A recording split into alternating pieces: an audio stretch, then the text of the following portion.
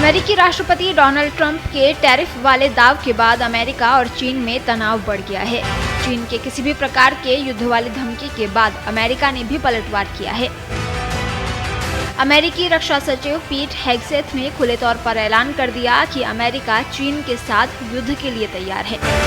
राष्ट्रपति बनने के बाद ट्रंप कड़े फैसले ले रहे हैं। इसी तरह उन्होंने चीन समेत कई देशों के खिलाफ रेसिप्रोकल टैरिफ लागू करने का फैसला लिया है।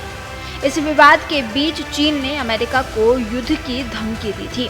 अमेरिका में चीनी दूतावास ने सोशल मीडिया प्लेटफॉर्म एक्स पर लिखा था कि अगर अमेरिका युद्ध चाहता है, चाहे वो टैरिफ युद्ध हो, व्यापार युद्ध हो या किसी अन्य प्रकार का युद्ध हो, हम अंत तक लड़ने के लिए तैयार हैं।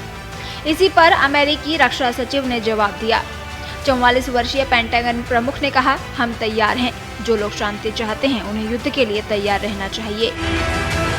हेगसेथ ने साफ किया कि संघर्ष को रोकने के लिए सैन्य ताकत काफी जरूरी है। उन्होंने कहा, इसीलिए हम अपनी सेना का पुनर्निर्माण कर रहे हैं।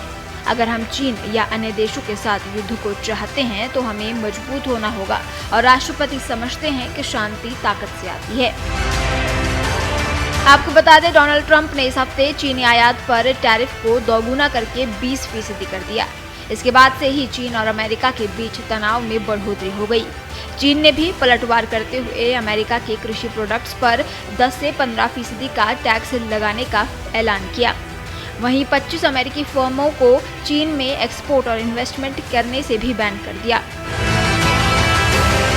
दरअसल अमेरिका काफी समय से काफी खतरनाक माने जाने वाले फेंटेनाइल ड्रग्स से जूझ रहा है। ट्रंप ने इसे रोकने के लिए एड़ी चोटी का जोर लगा दिया। अमेरिका में हजारों नागरिकों की इस ड्रग के सेवन से मौत हो रही है। चीन, मैक्सिको, कनाडा के जरिए ये अमेरिका पहुंचता है, जिससे ट्रंप काफी खफा हैं। हालांकि चीन समेत अन्य देश इन आरोपों से इनकार करते रहे हैं। पिछले दिनों चीनी विदेश मंत्रालय ने कहा था कि फेंटेनाइल मुद्दा चीनी आयात पर अमेरिकी टैरिफ बढ़ाने का एक तुच्छ बहाना है। हमारे अधिकारों और हितों की रक्षा के लिए हमारे प्रतिवाद पूरी तरह से वैध और आवश्यक हैं। वहीं दूसरी ओर टैरिफ वॉर की लपेटे में भारत भी है। अमेरिकी राष्ट्रपति डोनाल्ड ट्रंप ने शुक्रवार को दावा किया कि भारत टैरिफ में कटौती करने के लिए सहमत हो गया है।